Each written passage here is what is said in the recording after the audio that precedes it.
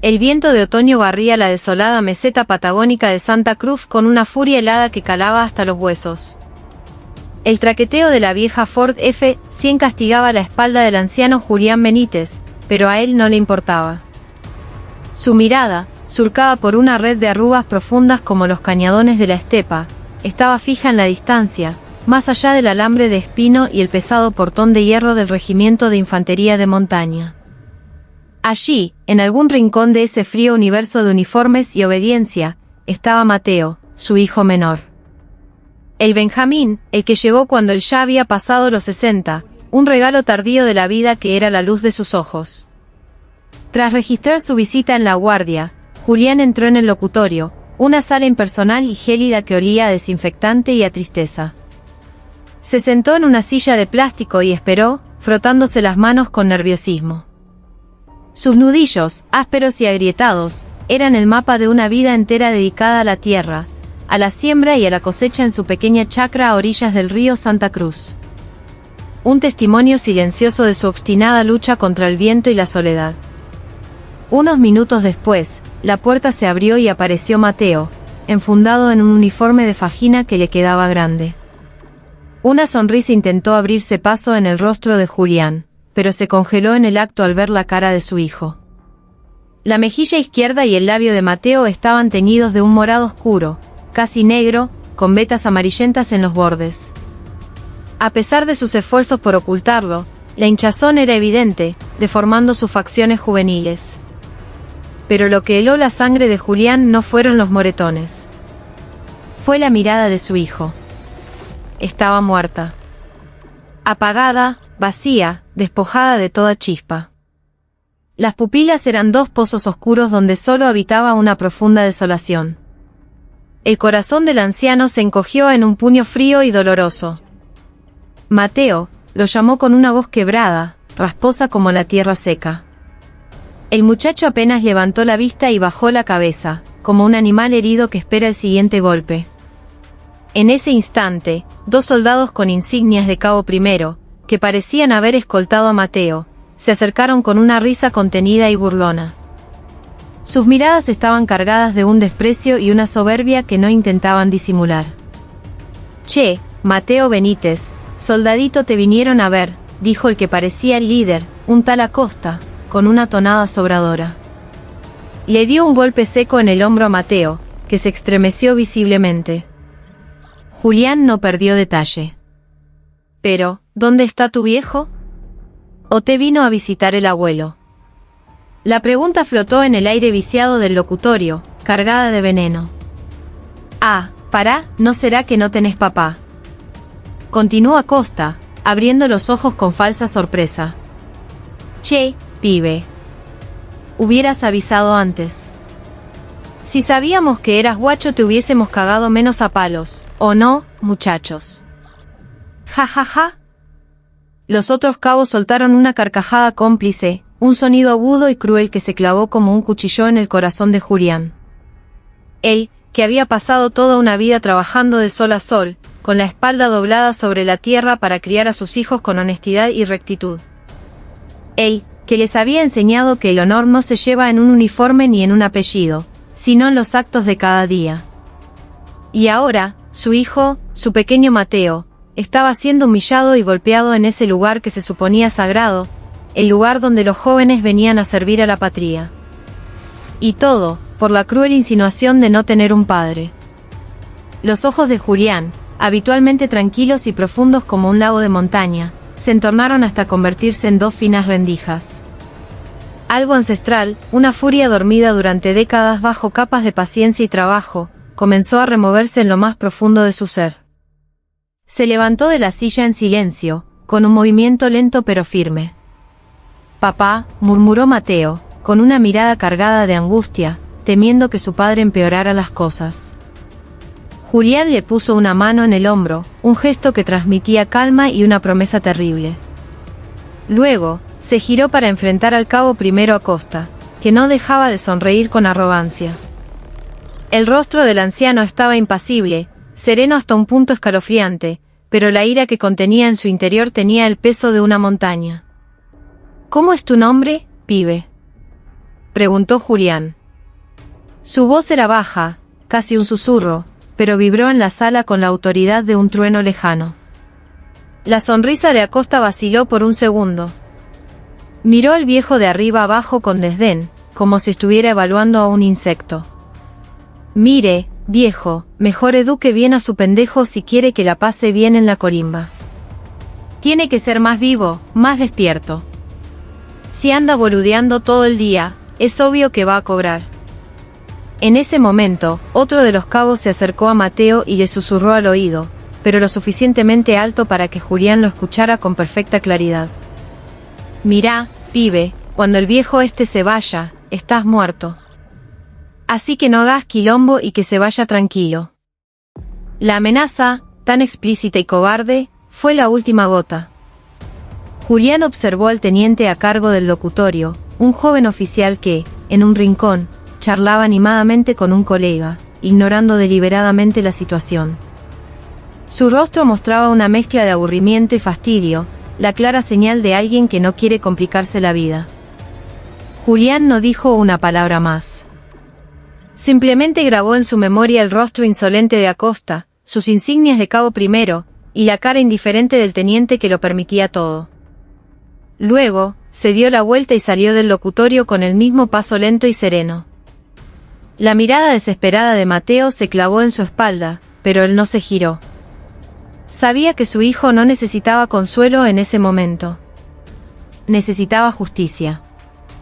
De vuelta en la soledad de su camioneta, Julián sacó del bolsillo de su gastada campera un viejo teléfono celular, un modelo antiguo que apenas servía para llamar. Sus dedos, gruesos y torpes para la tecnología, temblaban ligeramente, no de debilidad, sino de una ira contenida que amenazaba con desbordarse. Mantuvo presionado el número 1 del teclado. El teléfono apenas sonó 2 veces antes de que una voz firme y enérgica respondiera del otro lado. «Papá, pasó algo». «Leandro, sos vos». La voz de Julián era ahora una caverna, profunda, fría y resonante. «Sí, papá, soy yo». «¿Qué pasa con tu voz? ¿Te sentís bien?». La preocupación en la voz de su hijo mayor, Leandro Benítez, era palpable. Julián tomó una bocanada de aire. Afuera, el viento patagónico aullaba, golpeando los cristales de la F-100 como un presagio de la tormenta que estaba a punto de desatar. «No, no te preocupes por mí. Decime, ¿dónde estás ahora?» «En el comando de la 4ª Brigada, en mi despacho». «¿Por qué, papá? ¿Qué ocurrió?». «Bien. Llama a tu hermano Facundo. Vengan los dos, ahora mismo, a donde estoy yo. Es el regimiento del pibe». Julián habló con una autoridad cortante, sin dejar espacio para más preguntas. El frío y el peso de su furia viajaron a través de la línea telefónica y golpearon a su hijo mayor con la fuerza de un impacto físico. Leandro Benítez, el general de división Leandro Benítez, supo de inmediato que algo terrible había sucedido. Su padre, el hombre más estoico y reservado que conocía, jamás había usado ese tono en toda su vida. «Mateo tiene la cara marcada». Esa simple frase fue suficiente. Al otro lado de la línea, se hizo un silencio pesado, denso, cargado de una violencia inminente. Unos segundos después, la voz de Leandro regresó, pero ya no era la de un hijo preocupado. Era la voz de un general en pie de guerra, fría como el hielo de un glaciar y afilada como el acero de una bayoneta. «Entendido, papá. Salgo para allá con Facundo ahora mismo. Mándame la ubicación por mensaje». Julián cortó y marcó de inmediato el número de su segundo hijo, Facundo. Al igual que Leandro, el general de brigada Facundo Benítez comprendió la gravedad de la situación con esa única y devastadora frase. La puerta del infierno acababa de abrirse de par en par. Julián cerró los ojos por un instante. La imagen del rostro amoratado de Mateo y la risa burlona de aquellos cabos se repetían en su mente como una película macabra. Y en la oscuridad de sus pensamientos, hizo un juramento silencioso. «El precio por tocar a mi hijo no se pagará ni con el destrozo de sus almas». En el preciso instante en que la llamada de Julián terminó, el despacho del comandante de la 4ª Brigada Aerotransportada, en el corazón de la provincia de Córdoba, se convirtió en una cámara frigorífica. El general de división Leandro Benítez, cuya sonrisa afable había desaparecido, ahora tenía un rostro desprovisto de toda emoción. Solo quedaba en él una furia glacial, precisa y letal. Alerta máxima para toda la brigada.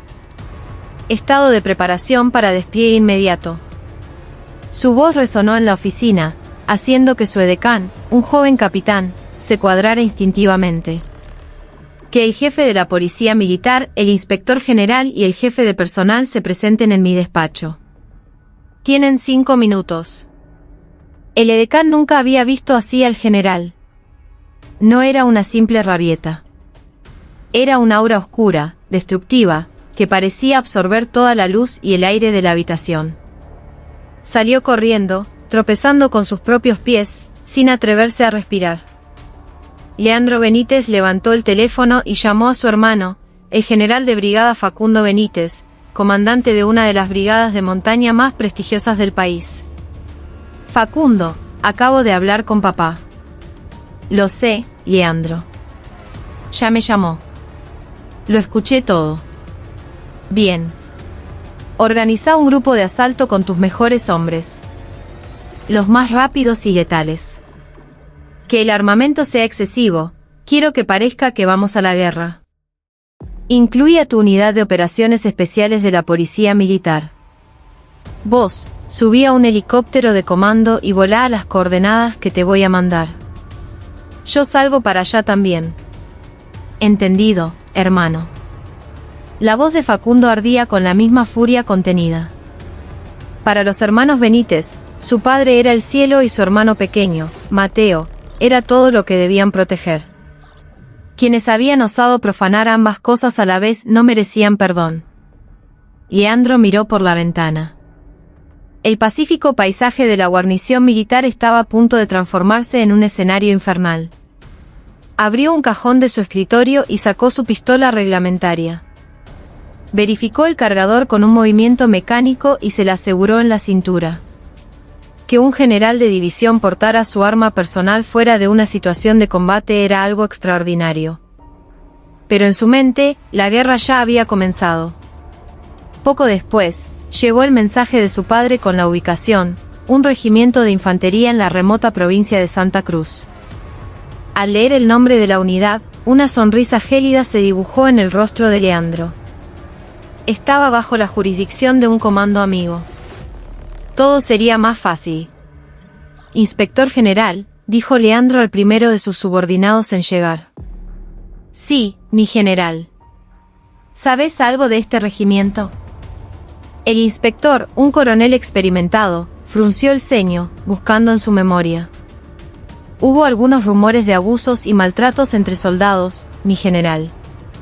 Informes anónimos. Pero según los reportes oficiales, el jefe del regimiento se estaba encargando del asunto internamente. Nada fuera de lo común. ¿Nada fuera de lo común? Repitió Leandro, levantándose de su silla. A partir de ahora, lo habrá. Los oficiales que lo miraban sintieron un escalofrío recorrerles la espalda al ver la intensidad de su mirada. A partir de este momento, asumo el control directo y total de ese regimiento. La policía militar va a sellar cada entrada y salida. Que no entre ni salga ni una puta hormiga sin mi autorización. El departamento de inspección va a conseguir los legajos de cada oficial, suboficial y soldado de esa unidad. Y a partir de ya, quedan todos en estado de retén. Nadie, absolutamente nadie, sale de ese regimiento sin mi permiso expreso. Mi general, si se me permite preguntar, ¿qué está sucediendo?, se atrevió a decir el jefe de la policía militar. Leandro Benítez se giró hacia él y respondió con una voz apenas audible, pero cargada de una promesa siniestra. Vamos a cazar cucarachas. Unas cucarachas muy resistentes y venenosas, que han hecho su nido muy profundo. Y las vamos a arrancar de raíz. Poco después, 2 helicópteros Belu-1H rugieron al despegar desde el helipuerto del comando. Uno era el helicóptero de comando del general de división Leandro Benítez. El otro transportaba un equipo de asalto de la policía militar, completamente armados y con los rostros cubiertos por pasamontañas. Al mismo tiempo, desde la brigada del general Facundo Benítez, una columna de vehículos tácticos Blega Gaucho, pintados de un negro mate, levantaba nubes de polvo al salir a toda velocidad. La fuerza de asalto, compuesta por la élite de los cazadores de montaña y la PM, tenía la potencia de fuego suficiente para aplastar cualquier resistencia. 2 estrellas y una estrella. 3 generales moviéndose a una velocidad vertiginosa hacia un único y pequeño punto en el vasto mapa de la Patagonia. Mientras tanto, en el regimiento de Mateo Benítez, la tarde transcurría con una calma tediosa. Las visitas habían terminado y los soldados esperaban la cena, lánguidamente, el fin de semana. En la cuadra, el cabo Primero Acosta estaba recostado en su catre, con un cigarrillo entre los labios, riéndose con sus secuaces. «Che, ¿vieron la cara del viejo de Benítez? Tenía una cara de culo terrible». «Sí, mi cabo». Se notaba que lo quería defender al pendejo, pero no era más que un viejo chacarero de mierda. Y sí, por eso el pibe es tan boludo. Después de la cena lo vamos a formar. Si anda diciendo por ahí que no tiene padre, vamos a tener que prestarle una atención especial, ¿no les parece? Su conversación repugnante fue interrumpida por un estruendo que pareció hacer temblar la tierra. El sonido de helicópteros, muy cerca. Y no era uno solo. Los soldados se agolparon en las ventanas, confundidos. Sobre la plaza de armas del regimiento, 2 helicópteros militares evolucionaban en el aire con una presencia amenazante. Uno llevaba la insignia de la 4ª Brigada Aerotransportada, el otro, una insignia desconocida. ¿Qué mierda? Hay un ejercicio. Antes de que nadie pudiera responder, sogas descendieron de los helicópteros y los hombres de negro de la policía militar se deslizaron a tierra con una velocidad y precisión aterradoras. En cuestión de segundos, tomaron el control de la entrada del edificio de comando y de todas las cuadras de las compañías. Al mismo tiempo, la guardia del regimiento se convirtió en un caos. Vehículos de asalto y camiones militares irrumpieron a toda velocidad, casi llevándose por delante la barrera. Del vehículo de mando descendió el general de brigada Facundo Benítez. Sin siquiera mirar a los soldados de la guardia, le dio una orden tajante al jefe de su equipo de asalto. A partir de este momento, todas las comunicaciones de esta unidad quedan cortadas. 0 contacto con el exterior. Cualquiera que se resista, lo neutralizan en el acto. A la orden, mi general. Finalmente, del helicóptero que había aterrizado en el centro de la plaza de armas, descendió el general de división Leandro Benítez. Tras él, como sombras, caminaban el inspector general y el jefe de la policía militar de su brigada. El jefe del regimiento y el suboficial mayor de la unidad salieron corriendo, pálidos y confundidos, al reconocer la figura del comandante de la brigada. Mi general. A sus órdenes. ¿A qué debemos el honor de su visita?, dijo el jefe del regimiento, un coronel, con un saludo rígido. Leandro Benítez ignoró el saludo y le preguntó, con una frialdad que cortaba el aire, «¿Vos sos el jefe de este chiquero?». «Sí, mi general». «Tenés bajo tu mando a un soldado voluntario de nombre Mateo Benítez». El coronel vaciló. Era imposible conocer el nombre de los cientos de soldados bajo su mando. Mientras dudaba, el suboficial mayor dio un paso al frente. «Sí, mi general. Pertenece a la compañía de comando y servicios». Leandro asintió lentamente. Y entonces, en un movimiento rápido y brutal, agarró al coronel por las solapas de su uniforme, levantándolo casi en vilo. Todos los presentes, incluidos los oficiales de Leandro, quedaron petrificados. «Vos no sos ni la sombra de un padre. Ni siquiera sabés cómo están tus propios hijos, los que la nación te confió. A partir de hoy, tu carrera militar se terminó». Soltó al coronel como si fuera un trapo sucio y le ordenó a su jefe de policía militar: «Relevo inmediato del mando». Deténganlo y llévenlo a la oficina de inspección. Y quiero a toda la compañía de comando y servicio formada en la plaza de armas en 5 minutos. Con equipo completo. Sin excepción. Las 3 estrellas de los hermanos Benítez habían caído sobre el regimiento con el peso de un meteorito. La sinfonía del infierno acababa de comenzar. La cuadra de la compañía de comando y servicios era un caos absoluto. Gritos, insultos y confusión. En medio de la emergencia repentina, los soldados se vestían a los tropezones, tratando de armar sus equipos de combate. El cabo primero Acosta y los otros suboficiales de su calaña, sin entender qué pasaba, descargaban su frustración en los reclutas más nuevos. Muévanse, inútiles. El que se quede atrás, esta noche lo reviento a patadas. Pero toda su arrogancia se desvaneció en el momento en que salieron a la plaza de armas y formaron. En el centro del playón, bajo las luces de los reflectores que habían encendido, estaban de pie 2 generales. Uno era el comandante de su propia brigada, la máxima autoridad que muchos solo habían visto en fotos. El otro, un general con la insignia de una brigada de montaña, cuya presencia era igualmente imponente. A su alrededor, un círculo de comandos de la policía militar, armados hasta los dientes, los observaba con una hostilidad palpable. El perímetro de la plaza de armas estaba completamente rodeado por los vehículos y soldados de la fuerza de asalto de Facundo. Se sentían como animales acorralados. El jefe del regimiento ya no estaba, se lo habían llevado los hombres de negro. El jefe de compañía y los jefes de sección, pálidos como el papel, permanecían en posición de firmes frente a los generales, temblando como hojas en el viento. El general de división Leandro Benítez recorrió lentamente con la mirada a los soldados de la compañía. Su silencio era más aterrador que cualquier grito. Dondequiera que posaba sus ojos, los soldados bajaban la cabeza, incapaces de sostener su mirada. Finalmente, su vista se detuvo. En un soldado con el rostro amoratado, que se mantenía erguido con dificultad, su hermano, Mateo Benítez. Y junto a él, un cabo primero que no podía ocultar su nerviosismo, Acosta. Jefe de la compañía de comando. La voz de Leandro sonó como un látigo. Sí, mi general, respondió el capitán, con un hilo de voz. Mientras a uno de sus soldados le desfiguraban la cara, ¿usted qué carajo estaba haciendo? Lo lamento, mi general. Lamentarlo. Si esto se arreglara con un «lo lamento», yo no estaría acá. Leandro le hizo una seña a su hermano. El general de brigada Facundo Benítez dio un paso al frente y se dirigió a toda la compañía. Su voz, amplificada por la rabia, resonó en la fría noche patagónica.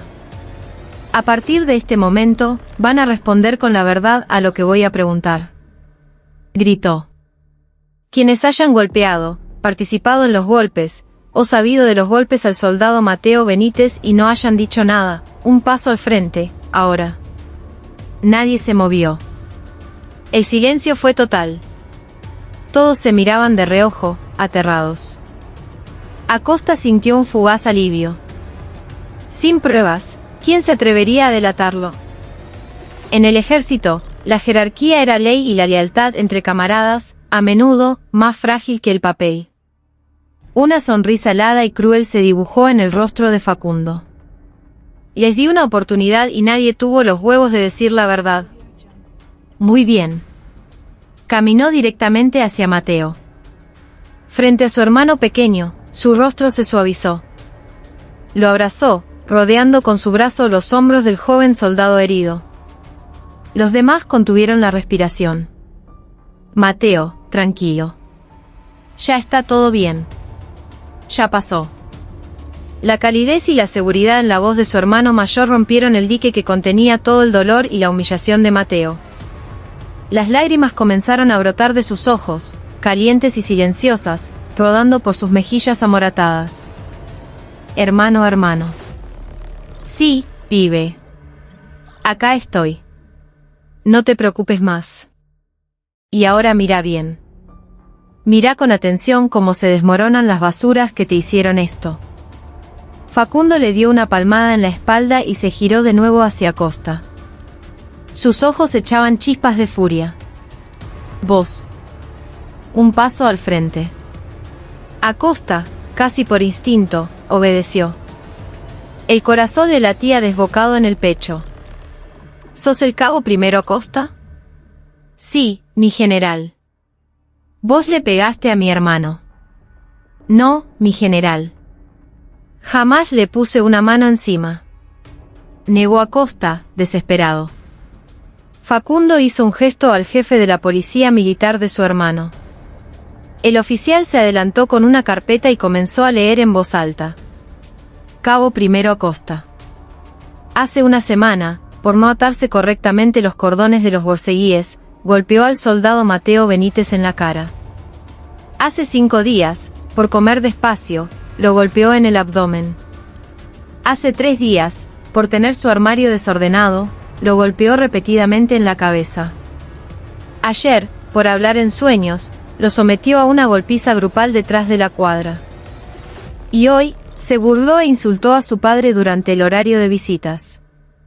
A medida que la voz del oficial resonaba en la plaza de armas, el rostro de Acosta se fue volviendo blanco como la cera. Es mentira. No tienen pruebas. Gritó, fuera de sí. En ese momento, el general de división Leandro Benítez dio un paso al frente. En su mano sostenía una pequeña grabadora digital. Pruebas. Leandro apretó el botón de reproducir. Y entonces, la voz arrogante y burlona de Acosta llenó la noche, clara y nítida, a través de un altavoz portátil. Ah, pará, ¿no será que no tenés papá? Che, pibe. Hubieras avisado antes. Si sabíamos que eras guacho te hubiésemos cagado menos a palos, ¿o no, muchachos? Ja ja ja. Al escuchar su propia voz, las piernas de Acosta se dieron y cayó de rodillas al suelo. Los rostros de sus cómplices se transformaron en máscaras de puro terror. Leandro apagó la grabadora y dijo con una frialdad asesina. Dijiste que no tenía padre. Bueno. Hoy, yo voy a ser el padre de todos ustedes. Un padre muy severo, que los va a perseguir hasta el mismísimo infierno para cobrarles esta deuda. Se giró hacia los comandos de la policía militar y dio la orden. Detengan a Acosta, a todos los que aparecen en la grabación y a todos los que el soldado Benítez señale. Apliquen los cargos de abuso de autoridad, lesiones graves, instigación al suicidio y asociación ilícita. Si se resisten, tienen permiso para disparar. A la orden, mi general. Los comandos se abalanzaron sobre Acosta y su grupo, reduciéndolos con una violencia profesional y eficiente. Sus gritos y forcejeos eran inútiles. En segundos, estaban en el suelo, con las manos esposadas a la espalda y la boca amordazada. Al ver la escena, el terror rompió la falsa lealtad del resto. Varios soldados comenzaron a levantar la mano, gritando para salvar su propio pellejo. Mi general, informó. El sargento Jiménez también le pegaba al soldado Benítez. El cabo Suárez le robaba plata. La plaza de armas se convirtió en un pandemonio de acusaciones cruzadas. La podredumbre, oculta durante tanto tiempo, salía a la luz de golpe. Leandro Benítez observó la escena sin expresión alguna y luego dirigió su mirada hacia el capitán y los tenientes de la compañía, que parecían a punto de desmayarse. ¿Ustedes sabían de todo esto? Nadie respondió. Su silencio era una confesión. Perfecto. Inspectoría, detengan a todos los oficiales y suboficiales de esta compañía. Cargos: incumplimiento de los deberes de funcionario público, abuso de autoridad y encubrimiento. Que los investiguen hasta el último detalle. Que se preparen para perder el uniforme y terminar en la cárcel. El capitán y los tenientes cayeron de rodillas, suplicando. Mi general, por favor, perdónenos. Cometimos un error. Pero en los ojos de Leandro Benítez no había ni una pizca de piedad. ¿Perdón? El perdón se lo van a pedir a Dios en el infierno. Para ustedes no hay clemencia. Aquella noche, bajo un cielo patagónico cuajado de estrellas indiferentes, un regimiento entero estaba siendo arrancado de raíz. Pero esto era solo el comienzo. Los hermanos Benítez intuían que detrás de la brutalidad y la cobardía se escondía una verdad aún más oscura y repugnante.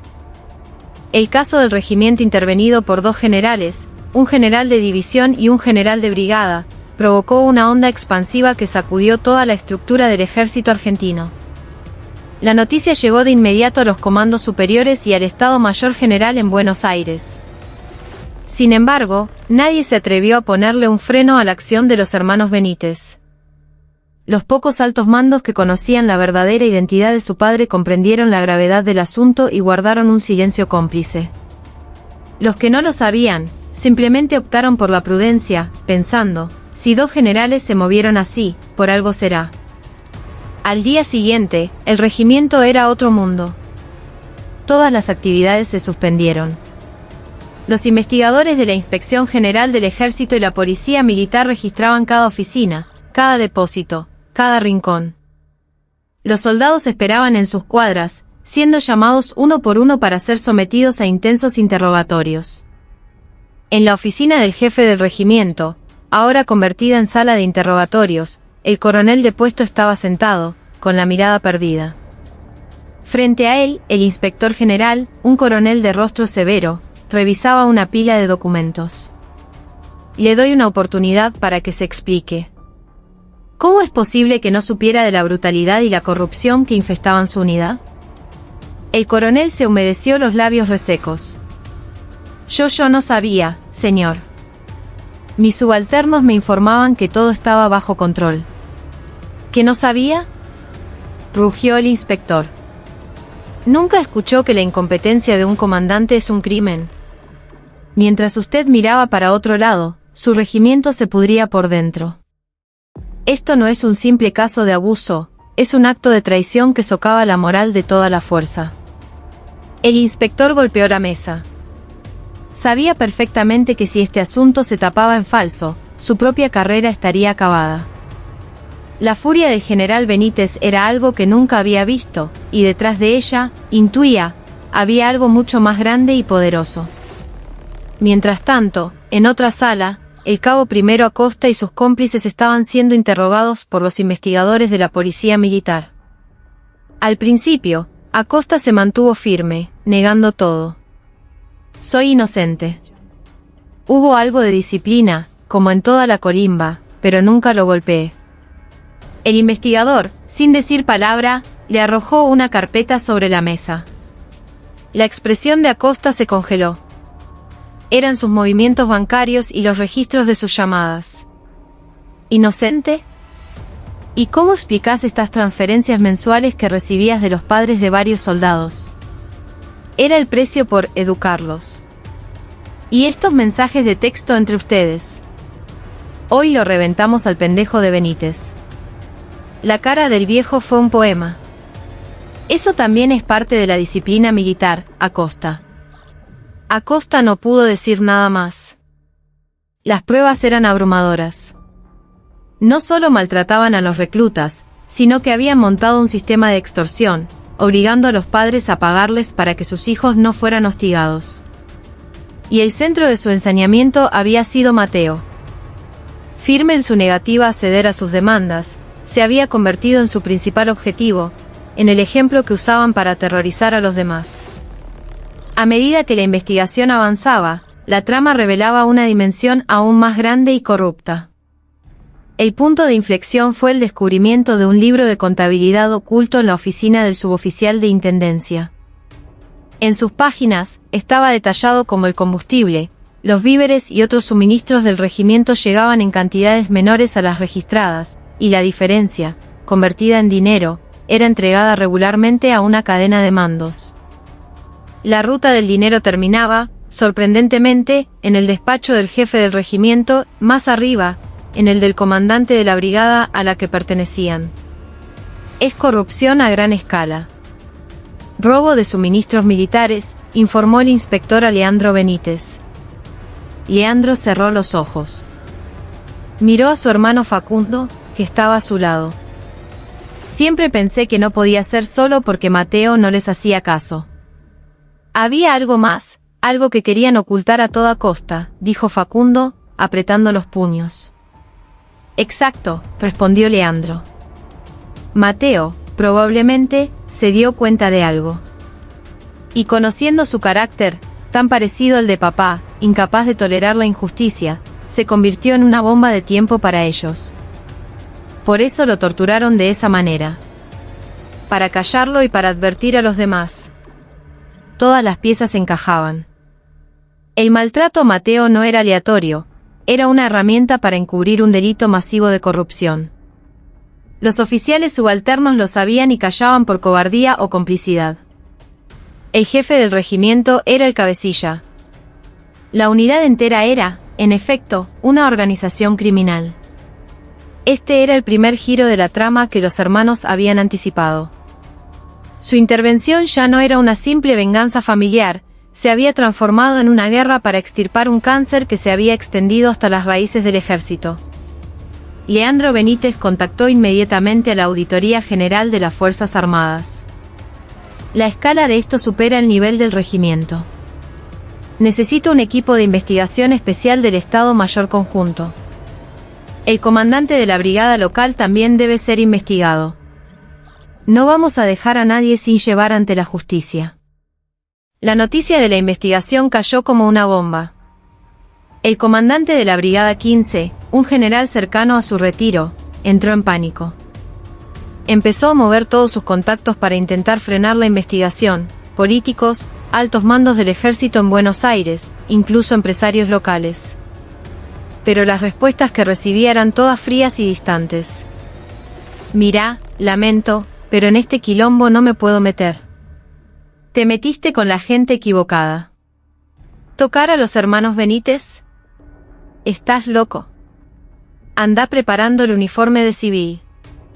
Fue entonces cuando el general corrupto comprendió que no se había enfrentado a la familia de un simple soldado. Pero todavía no podía ni imaginar quién era realmente su padre, ni de dónde provenía el poder casi ilimitado de sus hijos. En esos momentos, Julián estaba con Mateo en el hospital militar de la región. Los estudios revelaron múltiples microfracturas y lesiones internas que no eran visibles. El médico, horrorizado, le dijo que si hubieran tardado un poco más, las secuelas podrían haber sido permanentes. Julián tomó la mano de su hijo dormido y tragó en silencio las lágrimas. El dolor y el miedo que su pequeño debió haber sentido le partían el alma. Pero no se permitió flaquear. Su guerra no terminaría hasta que todo se corrigiera. Aguanta un poco más, Mateo. Este viejo va a arrancar de raíz a todas las porquerías que te hicieron daño y las va a tirar a mis pies. La mirada del anciano ya no era solo de ira. Era la mirada de un hombre que carga sobre sus hombros un destino ineludible. La investigación sobre la red de corrupción, conocida internamente como el caso de los víveres, amenazaba con extenderse más allá del regimiento y la brigada, apuntando a niveles superiores del comando. A medida que los implicados eran citados a declarar, el pánico se apoderaba de una parte considerable de la oficialidad. Los generales Leandro y Facundo Benítez, inmunes a cualquier presión externa, impulsaban al equipo de investigación con una determinación implacable. Detrás de su firmeza, había una certeza absoluta que nadie podía desafiar. La magnitud del escándalo fue tal que finalmente se formó una comisión investigadora especial directamente desde el Ministerio de Defensa. Al frente de la comisión pusieron a un general de cuerpo de ejército, un veterano curtido en 1000 batallas burocráticas y políticas. Viajó en persona a la Patagonia para reunirse con los hermanos Benítez. Cuando el general de la comisión entró en el improvisado despacho de Leandro, se sorprendió por la calma y la autoridad que emanaban de los dos hermanos. A pesar de ser el epicentro de un terremoto que sacudía a todo el ejército, no mostraban ni el más mínimo atisbo de duda o ansiedad. «General Benítez, ¿no cree que esto se está yendo de las manos?», comenzó el veterano general, con un tono conciliador. «Entiendo su dolor por lo que le pasó a su hermano, pero está en juego el honor de toda la institución». Leandro lo miró fijamente, sin inmutarse. «El honor, mi general, Solo se puede defender extirpando las partes podridas. Tapar una herida infectada no es honor, es engaño. Pero por este caso, muchos militares honestos pueden verse perjudicados. Y esto tampoco será bueno para sus carreras. Fue entonces cuando Facundo, que había permanecido en silencio, habló. No se preocupe por nuestras carreras, mi general. Nosotros vestimos este uniforme por una sola razón, seguir las enseñanzas de nuestro padre. ¿Su padre? El general de la comisión arqueó una ceja. Le parecía extraño. ¿Qué grandes enseñanzas podría haberles dado un viejo agricultor de la Patagonia? Sabía que los Benítez no provenían de una familia de linaje militar. Sí, nuestro padre.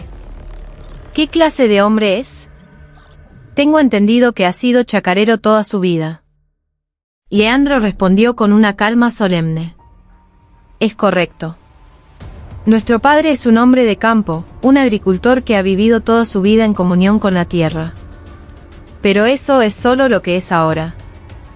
Leandro se levantó y caminó hacia una vieja fotografía en blanco y negro que había colgado en la pared. En la foto, se veía a un Julián Benítez muy joven, junto a un grupo de soldados. Todos vestían uniformes de combate gastados, pero sus miradas ardían con la intensidad de los depredadores. ¿Ha visto esta foto alguna vez, mi general? El general se acercó y observó la foto con atención. De repente, sus ojos se abrieron de par en par, con una expresión de incredulidad absoluta. Reconoció la insignia en el uniforme del joven Julián. Una insignia de una unidad que ya no existía oficialmente. Y reconoció los rostros de algunos hombres a su lado, figuras que solo conocía por leyendas susurradas en los círculos más altos del ejército. No puede ser, su voz temblaba. Esta unidad, son los Cóndores de la Turba. Los Cóndores de la Turba. La legendaria unidad de comandos que, durante la Guerra de las Malvinas, aparecía de la nada en los peores frentes, cumplía misiones imposibles y se desvanecía como fantasmas en la niebla. Su existencia no figuraba en ningún registro histórico oficial. Eran un mito, un secreto transmitido oralmente entre los más altos mandos. Eran los fantasmas de la guerra. Y el hombre que está al lado de mi padre, dijo Leandro, señalando a otra figura en la foto. El general de la comisión lo reconoció al instante. Era su propio padre, el primer jefe del Estado Mayor Conjunto de la Democracia, un héroe nacional. Leandro asintió lentamente. Así es. Mi padre, Julián Benítez, fue el último comandante de los legendarios Cóndores de la Turba. Sus hombres lo llamaban el Zorro Gris. El impacto de la revelación dejó al general sin palabras. Ahora todo tenía sentido. Porque los hermanos Benítez habían ascendido tan rápido, a pesar de no tener padrinos políticos. Porque poseían una determinación y un poder que nadie podía frenar. No eran simplemente oficiales competentes. Eran los hijos de una leyenda viva. Su poder no provenía de conexiones políticas, sino de un legado de honor forjado en el fuego del combate. Un legado compartido con los padres y abuelos de muchos de los que ahora ocupaban los más altos cargos en las Fuerzas Armadas. Habían formado una red invisible de respeto y lealtad, cimentada en el sacrificio de sus antepasados. Simplemente, no podían permitir que el ejército por el cual su padre había arriesgado todo se pudriera desde adentro. Este era el segundo y más profundo giro de la trama. El núcleo de la historia no era la venganza de dos generales. Era la furia de una leyenda. El general se dejó caer en una silla, abrumado. Miró a Leandro con una mezcla de asombro y temor. ¿Por qué? Porque han ocultado la historia de su padre todo este tiempo. Porque él lo quiso así. Siempre dijo que la gloria de la guerra pertenece a los camaradas que cayeron, no a los que sobrevivieron. Por eso eligió vivir como un simple chacarero. Nosotros también hemos seguido nuestro propio camino, sin apoyarnos en su nombre. Facundo continuó. Pero esto es diferente. Unas basuras se atrevieron a insultar a nuestro padre y, al mismo tiempo, a corromper el ejército que él defendió con su vida. Ya no podemos callar. En su nombre, y en el honor de los cóndores de la turba, vamos a limpiar esta mugre hasta el final. El general de la comisión suspiró profundamente. Se levantó, para sorpresa de los hermanos, se cuadró y los saludó con un respeto que trascendía rangos y antigüedad. Era un saludo a los herederos del gran zorro gris. Disculpen. He malinterpretado todo, dijo. A partir de ahora, la comisión investigadora seguirá sus directivas. Pidan lo que necesiten. Informaré personalmente al ministro de Defensa. Le diré que el zorro gris está furioso. Mientras el general salía del despacho, la voz tranquila de Leandro lo detuvo. Gracias, mi general. Solo un favor. Le pido que no le diga a nuestro padre que conocemos su pasado. Queremos terminar esto con nuestras propias fuerzas, como sus hijos. El general asintió en silencio y se fue. Ahora, todo el peso institucional del ejército se había convertido en la espada de los dos hermanos. Ninguna presión externa, ningún obstáculo, podría detenerlos. La leyenda había despertado, y para los corruptos, ya no había lugar donde esconderse. Con el respaldo total de la Comisión Investigadora del Ministerio de Defensa, la investigación avanzó sin trabas. Las raíces de la red de corrupción eran más profundas y extensas de lo que nadie había imaginado. El entramado superaba al regimiento y la brigada, alcanzando el Estado Mayor del Cuerpo de Ejército e incluso a algunos oficiales del Comando de Arsenales en Buenos Aires. Habían construido un verdadero cartel que, durante décadas, había desviado suministros militares para acumular una fortuna ilícita. Leandro Benítez delegó la investigación de la corrupción en su hermano Facundo y la comisión, y él mismo abrió un nuevo frente de batalla, la guerra contra el nepotismo y la corrupción en los ascensos y destinos. Solicitó a la Inspección General todos los legajos y registros de ascensos y traslados no solo del regimiento afectado, sino de toda la jurisdicción militar de la Patagonia. Pronto, un patrón inquietante emergió. Los oficiales implicados en la red de corrupción, a pesar de sus mediocres calificaciones, habían gozado de ascensos meteóricos y destinos en unidades cómodas y sin exigencias. Por el contrario, oficiales competentes y rectos eran sistemáticamente pasados por alto en los ascensos o enviados a puestos remotos y sin futuro. Al final, todo es un problema de personas, pensó Leandro. Llamó a su jefe de personal.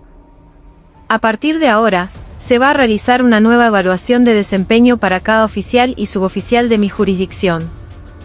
Implemente un sistema anónimo y confidencial donde los subalternos puedan evaluar a sus superiores. Quiero que identifiquen a cada uno de los que han encubierto abusos, a los incompetentes que se mantienen en sus puestos a base de amiguismo y obsecuencia. Sin excepciones. Un viento helado de depuración comenzó a soplar en toda la región militar. Las denuncias anónimas llovieron, sacando a la luz todo tipo de irregularidades que habían permanecido ocultas. Suboficiales que maltrataban a los soldados, jefes de compañía que desviaban materiales para arreglar sus casas particulares, oficiales de operaciones que se atribuían los méritos de sus subordinados para ascender las ramas podridas aparecían por todas partes. Leandro las cortó sin piedad. Relevos, destituciones y, en los casos más graves, la apertura de sumarios administrativos y consejos de disciplina. En cuestión de semanas, decenas de cuadros fueron dados de baja o trasladados. Sus puestos fueron ocupados por oficiales y suboficiales que, hasta entonces, habían sido marginados por su honestidad. Mientras tanto, el equipo que investigaba la corrupción identificó finalmente a la cabeza del cartel. Era un coronel, el jefe de logística del Cuerpo de Ejército, un hombre que había tejido una red de lealtades y complicidades a lo largo de décadas, colocando a sus hombres de confianza en puestos clave. El jefe del regimiento intervenido era solo uno de sus muchos peones. Cuando la comisión especial, con una orden de detención, irrumpió en la oficina del coronel, lo encontraron quemando libros de contabilidad y documentos, en un intento desesperado por destruir las pruebas. Quieto. Comisión investigadora del Ministerio de Defensa. El coronel se resistió con violencia. ¿Qué mierda es esto? Ustedes saben quién soy yo. Los voy a hacer echar a todos. pero su arrogancia se desvaneció rápidamente. Reducido y esposado por los investigadores, su imagen era la de un emperador caído. La noticia de su arresto causó un terremoto en el ejército. Todos los que estaban conectados a él entraron en pánico, comenzando una batalla interna de acusaciones y traiciones para salvarse. El otrora poderoso imperio de la corrupción se desmoronaba estrepitosamente. El cabo I Acosta y sus secuaces, el origen de todo, enfrentaban un tribunal militar. En la sala, sus padres lloraban y suplicaban clemencia. Pero las pruebas eran irrefutables y sus crímenes, demasiado graves. Cuando se reprodujo la grabación con sus insultos al anciano Julián Benítez, un murmullo de indignación recorrió la sala. El presidente del tribunal dictó la sentencia con voz solemne. Acusado Acosta, por los delitos de abuso de autoridad con resultado de lesiones graves, instigación a la humillación, extorsión y asociación ilícita, se lo condena a 15 años de prisión. Los demás acusados recibieron penas de entre 5 y 10 años. Los jóvenes criminales aullaron de desesperación. Sus padres se desmayaron. Los oficiales que habían mirado para otro lado fueron condenados a prisión y dados de baja deshonrosa, perdiendo para siempre su carrera y su honor. Ese era el precio de la deuda que Leandro Benítez había prometido cobrar. Cuando todo comenzaba a calmarse, Leandro y Facundo fueron a visitar a Mateo al hospital. El joven ya casi no tenía marcas en la cara y había recuperado parte de su antigua sonrisa. «Hermanos, gracias», dijo Mateo. Leandro le revolvió el pelo con cariño. «No nos agradezcas a nosotros. Esta batalla la ganaste vos. Porque no te doblegaste ante la injusticia, porque resististe. Eso nos dio la fuerza para poder juzgarlos». «Es verdad, pibe», añadió Facundo. «Sos el orgullo de esta familia. Y el orgullo de papá». Los tres hermanos sonrieron. La larga tormenta había pasado, y sobre la tierra herida, comenzaban a brotar nuevos y esperanzadores brotes. Pero aún quedaba un último paso, enfrentar al hombre que lo había iniciado todo, su padre, Julián Benítez. Tras la purga masiva, la calma regresó lentamente a las unidades militares afectadas. Nuevos comandantes y oficiales, seleccionados por su mérito y honestidad, tomaron el mando. Los implicados en la corrupción fueron juzgados y condenados, y el ejército inició una profunda reforma interna. Cuando todo parecía volver a su cauce, Leandro y Facundo, acompañados por un ya recuperado Mateo, condujeron con el corazón encogido hacia la chacra familiar. Llevaban consigo una carpeta con recortes de diarios y noticias de televisión. Los titulares eran sensacionalistas: desbaratan la mayor red de corrupción en la historia del ejército, la furia de dos generales limpia la institución. Julián Benítez estaba sentado en la galería de su humilde rancho, con un mate en la mano. Vio llegar a sus tres hijos y los saludó con un silencioso movimiento de cabeza. Su rostro, como siempre, era una máscara impenetrable, pero sus hijos pudieron leer en sus ojos una compleja mezcla de emociones. «Papá, tenemos que hablar», dijo Leandro, dejando la carpeta sobre la mesa de madera. Julián ni siquiera la miró.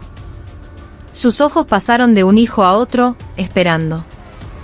«¿Nos excedimos, viejo?», preguntó Facundo con cautela. Conocían a su padre. Sabían que había elegido una vida de silencio y anonimato para huir del peso de ser un héroe.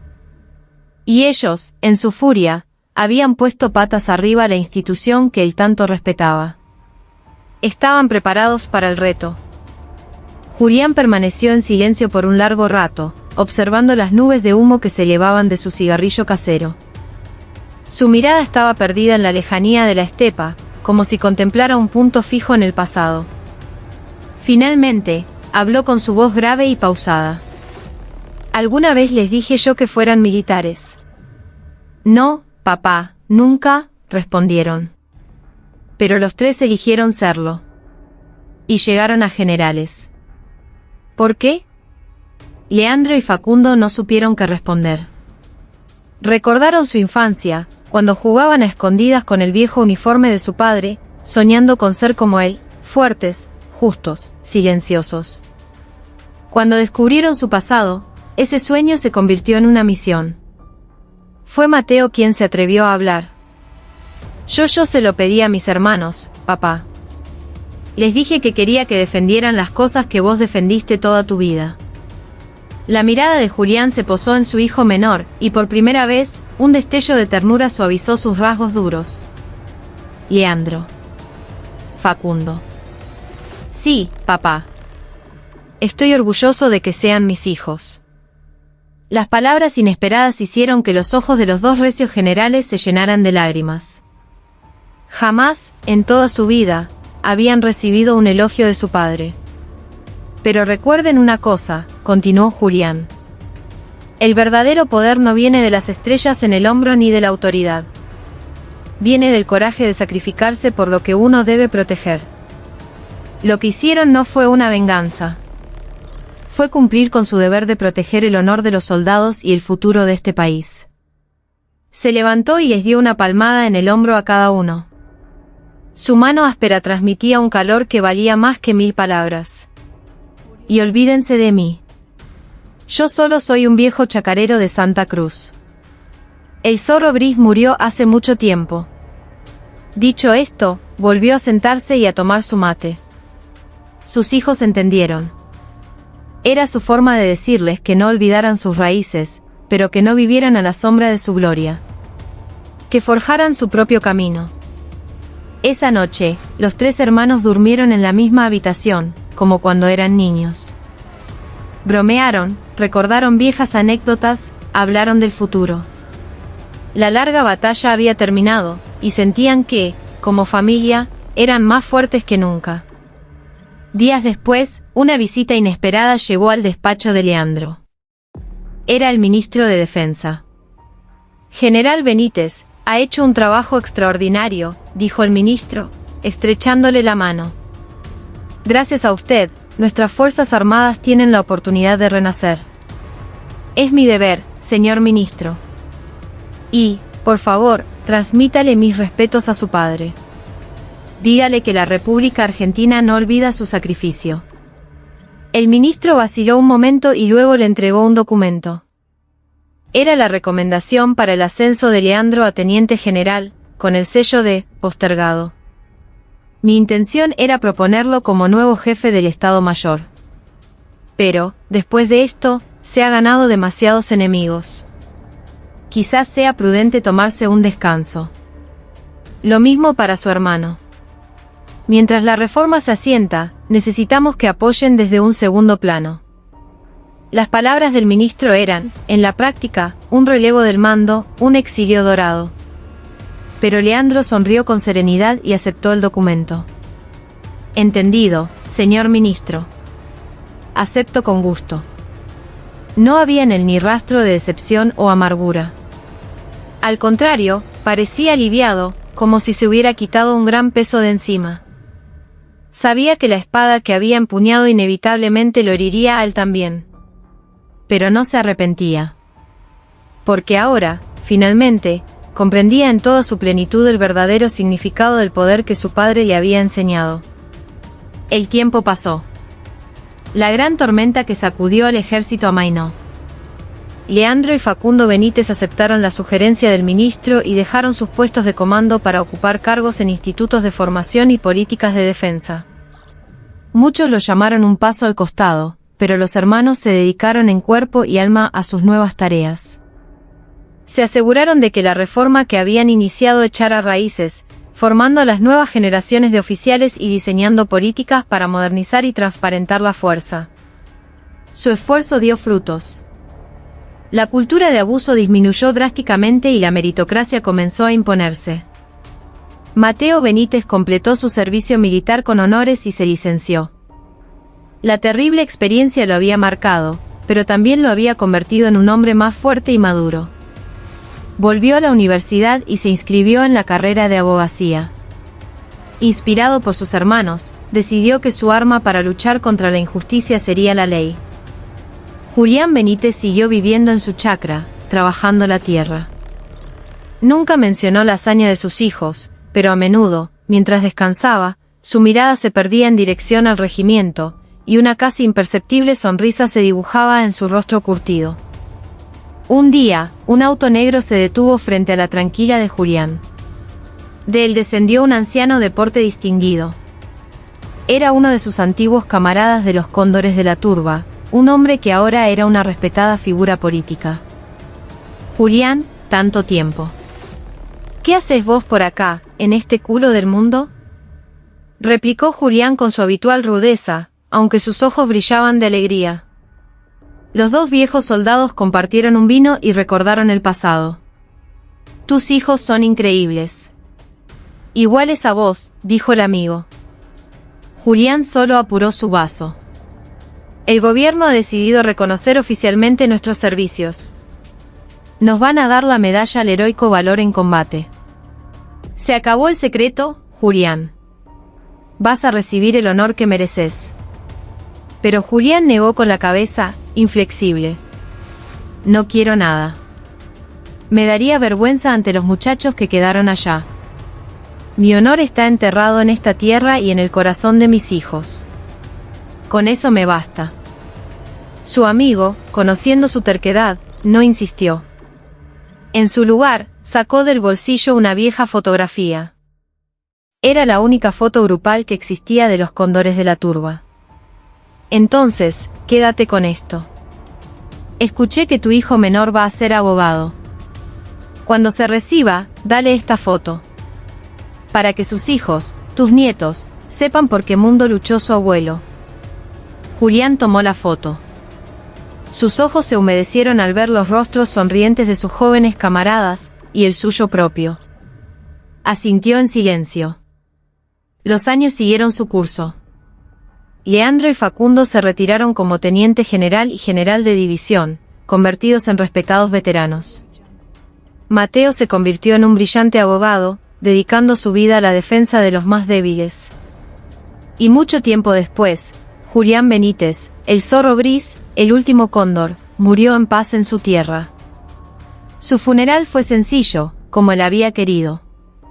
Pero hasta su remota chacra llegó un desfile interminable de generales, almirantes, políticos y veteranos de guerra para rendirle un último homenaje silencioso.